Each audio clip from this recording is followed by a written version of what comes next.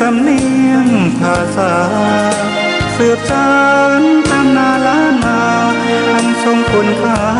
มิให้เสื่อมสูญภูมิธรรมเก่าก่อนคติคำสอนอานิสงส์ผลบุญ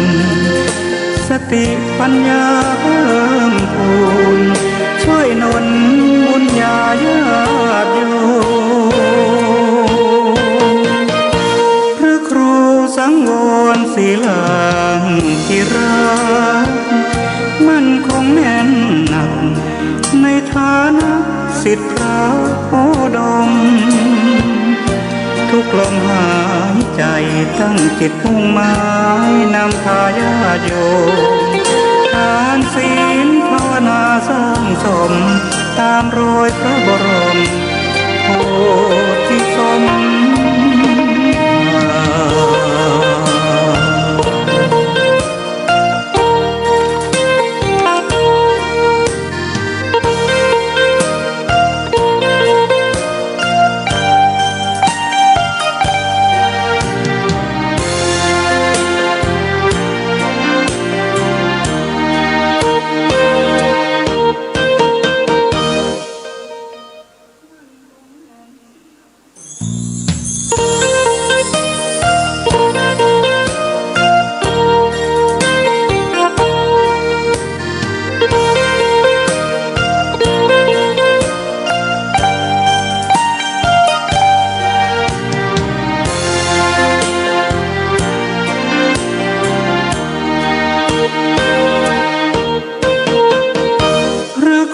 รสังวรศิลาธิราชญาติโยมรู้จักเจ้าสำนักแห่งวัดสายมูตำบลแม่กับสันป่าตองที่เนื้อนาบุญญาติธรรมเชียงใหม่ลำพูนมุนเพื่อนชื่นชมรายการฝากทำกำเมืองเรื่องลือไกลนำสุขมาให้กายใจแจ่มใสชื่นบานทางขึ้นสีขาวเพื่อชาวประชาถึงชายคาบ้านวิทยุมือถือสื่อสารเชื่อมสัญญาณจากวัดขอกราบนอบน้อมแด่พระรัตนตรัย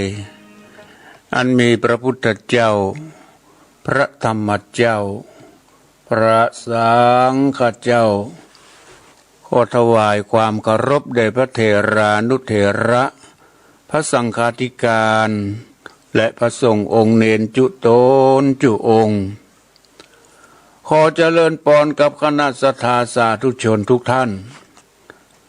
เจ้านี้อาตมาภาพพระครูสังวรศิลาภิรักษ์เจ้าอาวาสวัดสายมูลตำบลแม่กาอำเภอสันป่าตองจังหวัดเชียงใหม่ก็ได้มาพบปะกับคณะสัทธาสาธุชนทั้งหลายในเจ้าวันนี้เป็นเจ้าวันจันทร์ที่3 เดือนมกราคม 2565 ขอกล่าวคำว่าสวัสดีปีใหม่แก่ศรัทธาสาธุชนทุกท่านที่เปิดเครื่องรับฟังอันเป็นพุทธศาสนิกชนที่สนใจในพระธรรมเทศนาในเจ้านี้ทุกท่านขอสวัสดีปีใหม่ 2565 ที่ล่วงแล้วมา 2-3 วันละวันนี้เป็นวันจันทร์ที่ 3 เดือนมกราคม 2565 เป็นสิริมงคลอาตมาได้นำเอารายการพระธรรมเทศนาจาดกมาพบปะกับพระออกศรัทธาญาติโยมทั้งหลายทุกวันจันทร์วันบางครั้งก็ตรงกับวันพระมีเทปมาขั้นรายการออกแทนวันจันทร์หน้าวันอิ่มจอง2 จันทร์ก็ตรงกับวันพระนะพระออกศรัทธาญาติโยมทั้งหลายวันนี้ได้รับ ได้จากท่านผู้อำนวยการท่านพระครูอภิวัฒนพิกรมว่าขอให้ออกตั้งแต่ตี 5:30เป็นต้นไปเพิ่งได้รับลงจากวิหารมาทำวัดเจ้ามาแล้วก็มาเปิดดูโทรศัพท์เพิ่งมาปะก่อน15 นาทีเนี่ยก็เลยได้มาพบปะกับพอออกศรัทธาญาติโยมทั้งหลายในเจ้านี้เร็วหน่อยเร็วไป30 นาทีนะพอออกศรัทธาญาติโยมทั้งหลายก่อนอื่นต้องขอขอบคุณอนุโมทนาต่อเจ้าของสถานีวิทยุทุกที่ทุกแห่งเจ้าหน้าที่ทุกท่านที่ได้เกาะเกี่ยวเอาสัญญาณนี้ไปออกอากาศคือกับพอออกศรัทธาญาติโยมทั้งหลายเป็นบุญเป็นกุศลแก่เจ้าของสถานีวิทยุเป็นสิริมงคลแก่สถานีวิทยุขอขอบคุณเจ้าหน้าที่ทุกท่านและศรัทธาสาธุชนผู้ฟังทุกท่านอาตมานำเอารายการพระธรรมเทศนาจาดกมาเทศนาทุกวันจันทร์วันนี้มาก่อนเวลาหน่อยจะขอตอบปัญหาที่มีศรัทธาถามมาบางคนบางท่านก็เปิ้นก็ฟังไปแล้วเปิ้นก็ได้รับฟังไปแล้วว่าบางสิ่งบางอย่างแต่บางท่านยังบอกเคยได้ฟังก็จะได้กระหมูก็มีปัญหาถามว่าขอเรียนถามท่านพระคุณเจ้าว่าเข้าทิพน้ำทิพ10 ประการคือได้แก่ไอ้ยังนี่เนาะจะขอถือโอกาสตอบตามที่เปิ้นบ่งบอกในศาสนพิธีเด้อในพระพุทธศาสนาในพิธีกรรมทางศาสนาเปิ้นบอกว่าเข้าทิพน้ำทิพ10 ประการก็ของที่เฮาได้เสวยในภพหน้าชาติหน้าหมายถึงผู้มีบุญญาปารมีผู้มีบุญญาปารมีได้ไปเสวยบัดทุกข์บัดจนบัดขาดบัดสนอันในสิ่งเหล่านี้อีเถอะนึกถึงปรารถนาสิ่งใดก็ได้สิ่งนั้นนี่เป็นห้องว่าของทิพย์อย่างเฮาถึงวันนี้เฮาก็ได้ประสบพ่องๆลงในครั้งพุทธกาลพระพุทธเจ้าเปิ้นว่าเป็นผู้ที่มีหูทิพตาทิพอย่างถึงวันนี้เฮาก็พอที่จะมีหูทิพตาทิพได้เช่นเดียวกันดังนี้เป็นอย่างนี้เป็นต้นพอออกศรัทธาญาติโยมทั้งหลายผู้มีบุญญาปารมีเมื่อล่วงลับดับขันไปหรือมีบุญญาปารมีในภพนี้ชาตินี้ก็เช่นเดียวกันก็อาจจะประสบเหมือนกันในเข้าทิพนำทิพ10 ประการที่เฮาทุกคนปรารถนาจำเป็นต้องกินต้องใช้พอศรัทธาญาติโยมทั้งหลายใน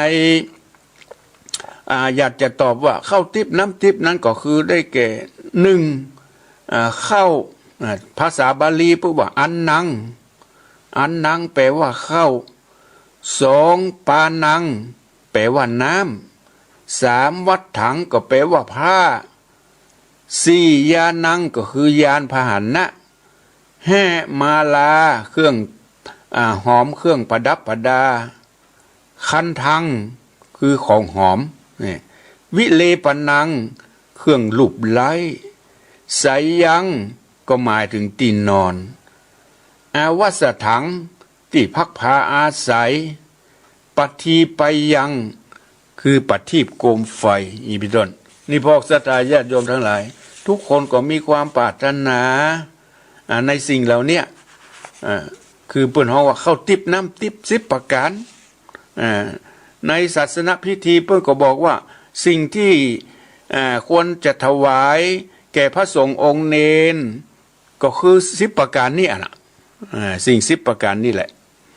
ดังนั้นจึงขอยกเอาคงจะเป็นลักษณะนี้แหละเข้าทิพน้ำทิพ10 ประการคือสิ่งที่ควรจำเป็นต้องกินต้องใช้นี่เป็นต้นเนี่ยพอศรัทธาญาติโยมทั้งหลาย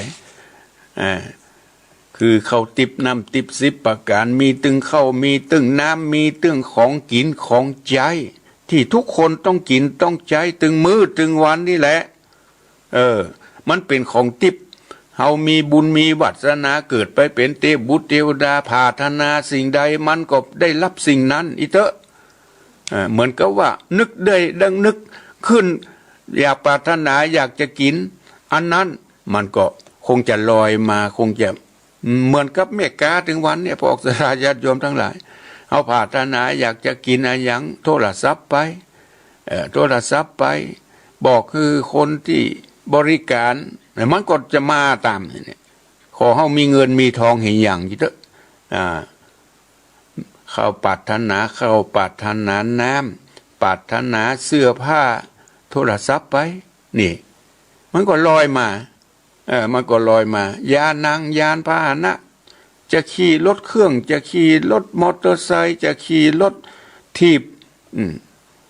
ขอให้มีเงินเห็นแล้วทุกอย่างปรารถนาเอาเถอะมาลาเครื่องประดับประดาเครื่องปูจามาลาดอกไม้ตลอดถึงของหอมต่างๆคันทังของหอมวิเลปนังเครื่องลูบไล้ถ้าเป็นของตุเจ้าก็เป็นสบู่เป็นของสุขภัณฑ์เครื่องอาบน้ำอย่างเงี้ยใส่ยังตีนอน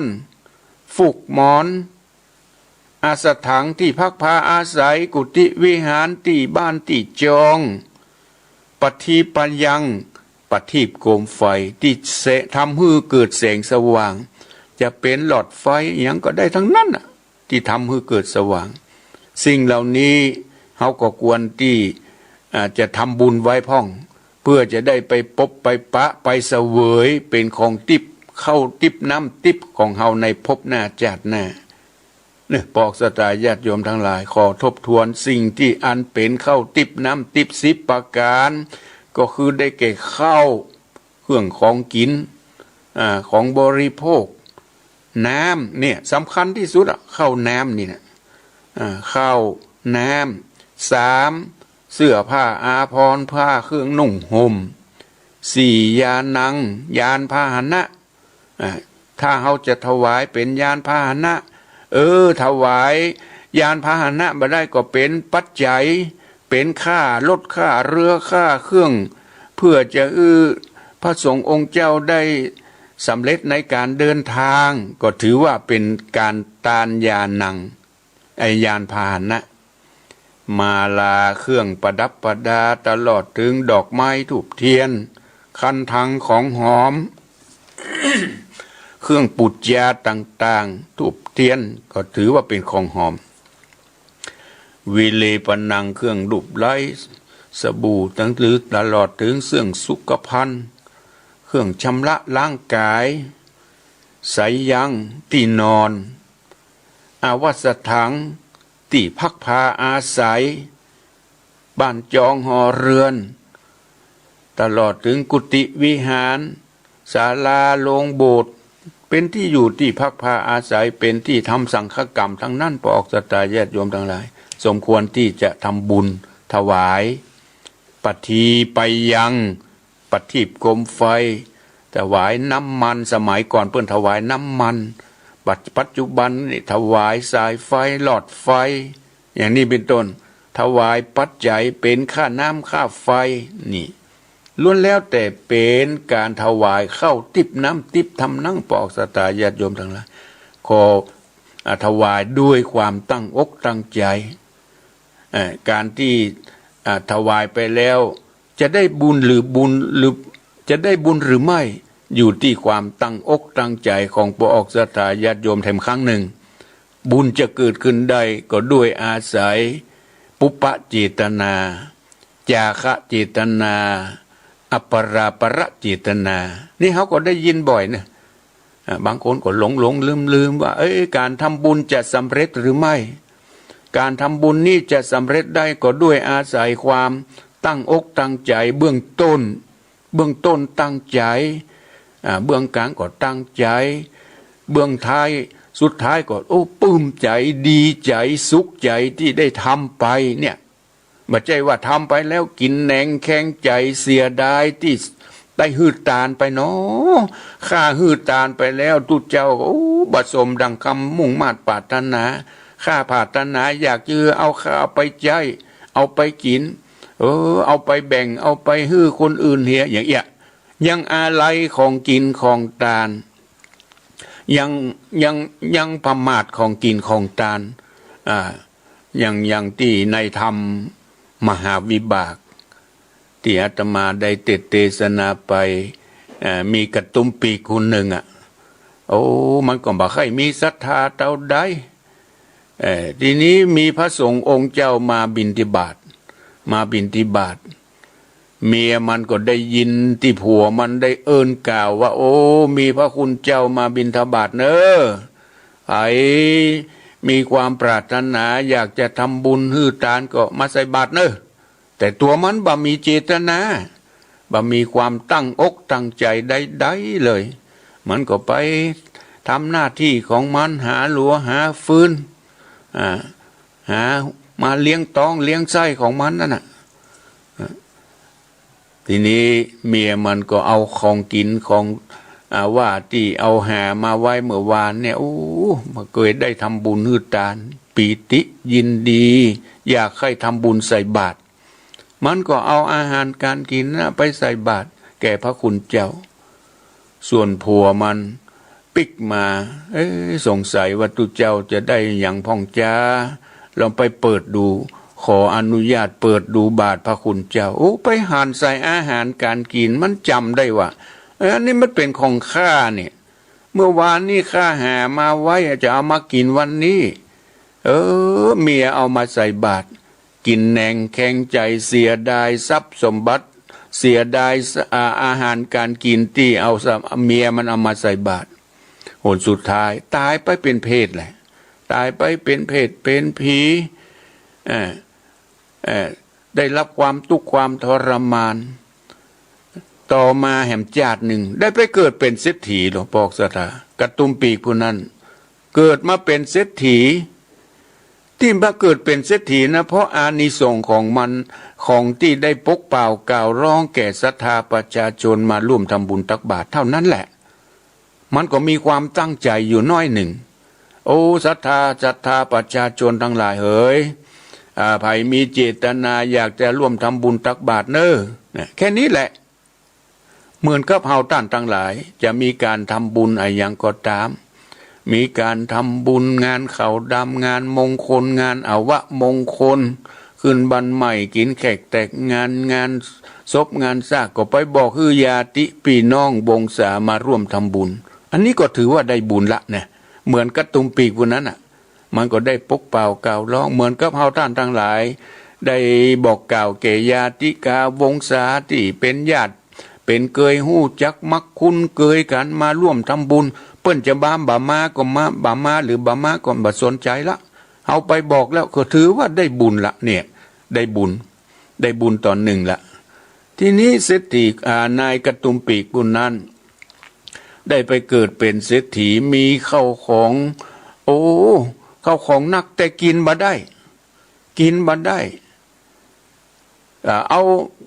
หมู่บริวารหมู่ลูกหมู่หลานเอาเข้าป่าอาหารอย่างดีนะเพราะเป็นคนมั่งมีหรอเอามาให้กินบ่ได้ลองกินเข้าไปพุทธมันฮ้อนตองฮ้อนไส้สิ่งที่จะกินได้ก็คือเอากระดูกที่บะหมี่จีนนะถ้าติดจีนก็บ่ได้เนอะเอากระดูกที่เปล่าๆมาต้มแล้วก็เอามากินใส่เกลือก็ไม่ได้กินไม่ได้เหมาะกินถึงอันจืดอันจางไปจากนั้นแหละกินไปมันแล้วเป็นคาบเป็นมื้อไปอย่างนี้มันกินอันดีๆอันงามๆไปได้เพราะว่ามันเสียดายมันประมาทของกินของทานในคณะที่จะไปที่ไหนนี่นะอาจจะเอาผ้าเอาเสื้อมานุ่งมาห่มบ่ได้นุ่งบ่ได้เอาผ้าดีๆมานุ่งมาห่มก็บ่ได้อาจจำเป็นจะต้องใช้ใบไม้แหละเศรษฐีคนนั้นจะไปเพื่อป้องกันความระงับความอายเอาใบไม้นั่นแหละมันมาปกมาห่มร่างกายถึงจะอยู่ได้ถ้าเอาเสื้อเอาผ้าดีๆมาห่มมานุ่งนี่มันคันเนื้อคันตัวเป็นผื่นเป็นคันมันถึงบาดถูกมันแปร พอออกสตาญาติโยมทั้งหลายเป็นคนประมาทของกินของทานใจบ่ได้กินบ่ได้ของดีๆดักนี่ก็ด้วยบาปวิบากกรรมที่ได้ประมาทของกินของทานอะไรของกินของทานไปแล้วถือว่าพุทธขาดจากเฮาไปละตัดความโลภเฮาได้พ้นจากความโลภเฮาได้ฮื้อทานฮื้อไปสละไปแล้วเปิ้นจะเอาไปอย่างใดจะไปกินอย่างใดจะเอาไปฮื้อไผจะไปบริจาคอย่างใดก็สุดแล้วแต่พระคุณท่านสุดแล้วแต่เปิ้นถือว่าเฮาได้ทำบุญไปสละไปความโลภของเฮาได้พ้นไปเฮาได้ฮื้อไปได้ทานไปเศรษฐีคนนั้นได้รับความทุกข์ความเวทนากินบ่ได้เพราะความประมาทของกินของทานดังที่กล่าวนี่ก็ด้วยอาศัยความประมาทในผลทานของตนและมีแห่งข้อหนึ่งที่ศรัทธาได้ถามมาว่าเฮาสวดยังกินจิเนี่ยสวดเพื่ออะไรยังอาตมาก็เคยได้บรรยายไปเมื่อก่อนนะบางท่านบางคนก็บ่ได้ฟังหรือคงจะลืมไปยังกินจินี่เป็นสวดแผ่เมตตาแก่ญาติกาเนี่ยหลังจากที่เฮาได้ฮื้อทานอิตังตานะกัมมังเฮาได้ฮื้อทานไปอิตังศีละกัมมังหลังจากที่เฮาได้รับศีลเฮาได้รับศีลไปอิตังภาวนากัมมังหลังจากที่เฮาได้เจริญสภาวนาสงบจิตสงบใจสมถกรรมฐานเป็นว่าเฮาได้ทำบุญไปแล้ว3อย่างอิตังตานะกัมมังได้ฮื้อทานอิตังศีละกัมมังได้รับศีลจากพระคุณเจ้าไปอิตังภาวนากัมมังได้เจริญภาวนาไปหลังจากนี้ไปเฮาแผ่เมตตาที่เฮาได้ทำบุญไปแล้ว3ประการเฮาขอแผ่บุญเฮาหมายถึงเฮามีจิตใจเมตตามีจิตใจแผ่ไปยังสรรพสัตว์ทั้งหลายบัดใจว่าหันแก่ตัวนะเฮาทำบุญแล้วบัดใจว่าเอาจะฮื้อเฮาตนเดียวคนเดียวเฮายังแผ่ขอบุญกุศลเหล่านี้ไปรอดไปถึงยังสัพเพยาตกาหรือบางที่เขาไปญาติกาญาติกาหรือญาติกาก็หมายถึงแก่ญาติขออุทิศส่วนบุญส่วนกุศลนี้ฮื้อแก่ญาติกาวงศาทั้งหลายที่ได้ล่วงลับดับขันไปสัพเพอะญาตกาภัยที่บ่ใจญาติบ่ใจญาติโกโหติจะกาบ่ใจลูกบ่ใจหลานบ่ใจปู่ย่าตายายบ่ใจลูกเต้าหลานเหลนสรรพสัตว์ทั้งหลายที่ตกทุกข์ได้ยากก็ขอแผ่ส่วนบุญส่วนกุศลไปฮื้อแก่เขาเจ้าเหล่านั้นถ้าได้รับทุกข์ก็ขอฮื้อพ้นจากทุกข์ก็ขอฮื้อวิญญาณเขาเจ้าเหล่านั้นไปสู่ภพภูมิที่เป็นสุขทำนองเนี่ยมีจิตใจแผ่กว้างอาญาตกาบุคคลที่บัจจัยญาติสัพเพยักขาก็ขออุทิศส่วนบุญส่วนกุศลไปฮื้อแก่สรรพสัตว์ทั้งหลายที่ไปเกิดเป็นเพศเป็นผีเป็นยักษ์สัพเพเปตาคือเปรตทั้งหลายที่ได้รับความทุกข์ความทรมานอยู่ก็ขอแผ่ส่วนบุญส่วนกุศลเหล่านี้ถ้ามีน้ำหยาดก็หยาดน้ำถ้าบ่มีน้ำหยาดก็มีน้ำจิตน้ำใจนึกถึงสิ่งเหล่านี้แหละญาติกาอะญาติกาสัพเพยักขาแก่ยักษ์ทั้งหลายสัพเพเปตาแก่เปรตทั้งหลายนี่สัพเพนักขัตตาแก่นักขัตฤกษ์แก่ดวงดาวทั้งหลายก็แผ่ส่วนบุญผลไปฮื้อทั้งนั้นสัพเพเทวาขอแผ่ส่วนบุญส่วนกุศลไปฮื้อแก่เทวบุตรเทวดาพ่อเกิดแม่เกิดเจ้ากรรมนายเวรจุโตนจุโอนที่ส่งข้ามาเกิดที่รักษาตนตัวแห่งข้าที่คอยที่จะจองเวรข้าขอแผ่ส่วนบุญส่วนกุศลไปฮื้อเนอะอย่าได้มาจะได้มาจองเวรแก่ตนตัวข้าเนอะขอฮื้อรักษาตนตัวแห่งข้าไปเหนือไปใต้ก็ขอฮื้อข้าได้อยู่ร่มเย็นเป็นสุข ปลอดปักจากภัยไกลจากเวรเนอร์นี่แผ่ไปยังเทวบุตรเทวดาป่อเกิดไม่เกิดเจ้ากรรมนายเวรเทวบุตรเทวดา